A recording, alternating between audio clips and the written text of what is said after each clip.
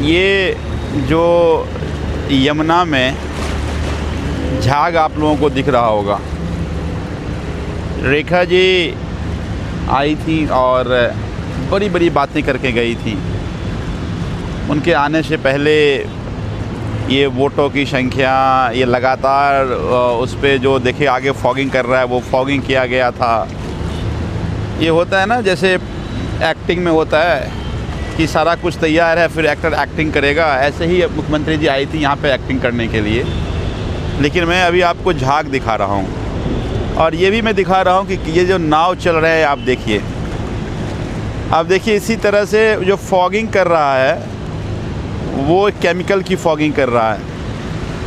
लगभग 20 नाव लगे हुए हैं ये फॉगिंग करने के लिए, लेकिन उसके बावजूद ये झाग आप सब लोगों को दिख रहा होगा।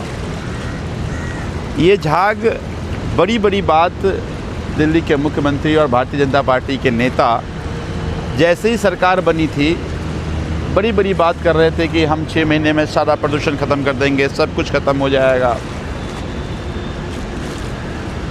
तो फिर ये झाग कैसे है?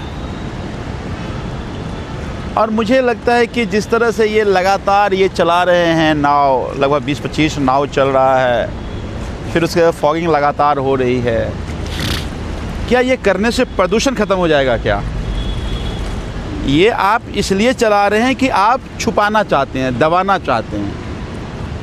मैं पूछना चाहता हूँ कि 9 महीना में आपने ऐसा एक स्टेप बता दिए जिससे आपके प्रयास से यमुना की प्रदूषण कम हो गया हो। एक प्रयास बता दीजिए आप।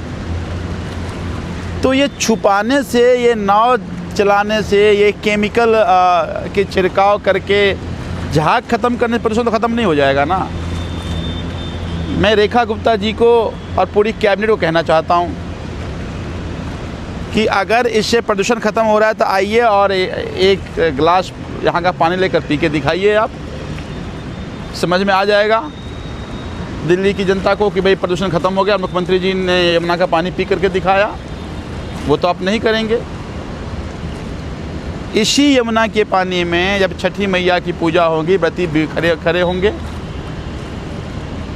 आप खूब वीडियो हर साल बनाते थे कि इतनी यमुना में गंदगी है, कैसे पूजा होगा।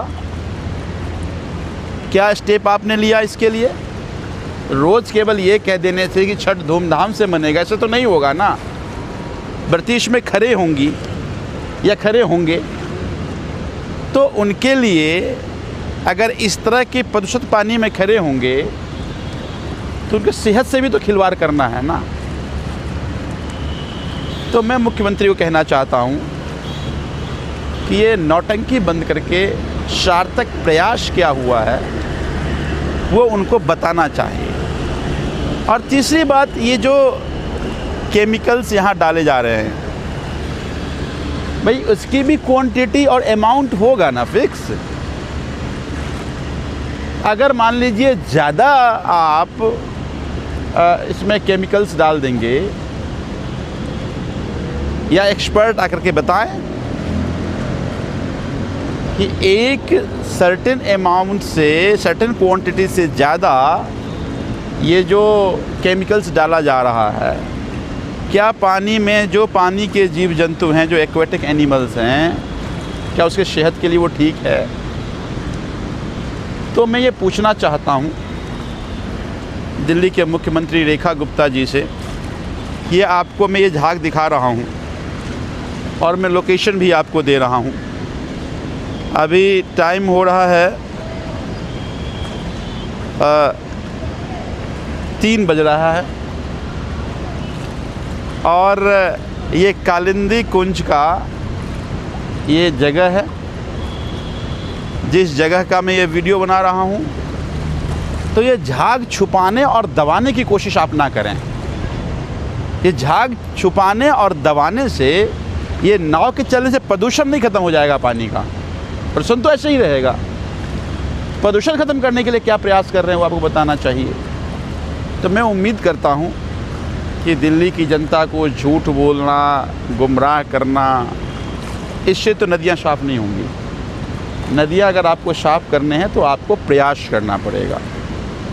मुझे बड़ा ही इस सरकार की जो प्रोपेगेंडा की मैकेनिज़्म है, इस मैकेनिज़्म से दिल्ली की जनता को गुमराह किया जा सकता है, नदियाँ नहीं साफ़ हो सकती हैं। तो मैं उम्मीद करता हूँ कि ये झूठ छुपाने दबाने के बजाय एक सार्थक प्रयास दिल्ली के मुख्यमंत्री और वर्तमान जो दिल्ली में भारतीय जनता पार्टी की सरकार है वो करेगी। अब तो कई इंजन की सरकार है, करो ना। और पता नहीं एलजी साहब कहाँ छुपे हुए हैं। मुझे लगता है समय है कि एलजी साहब आएँ अपने मुख्यमंत्री के साथ। अब वो तो बड़े ज्ञानी पुरुष थे, बड़े बड़े ज्ञान देते थे सरकार जब आम आदमी पार्टी सरकार थी। अब कहाँ चला गया उनका ज्ञान? तो दे ज्ञान और बताएं कि कैसे साफ़ होगा, ताकि छठ में जो छठ मैया का व्रत करके लोग पानी में जब खड़े हों तो वो पानी उनकी सेहत के लिए ख़तरनाक साबित ना हो। मैं उम्मीद करता हूँ कि इसका जवाब दिल्ली के मुख्यमंत्री और पूरी कैबिनेट जो रोज़ झूठ बोल रही है ज़रूर देगी।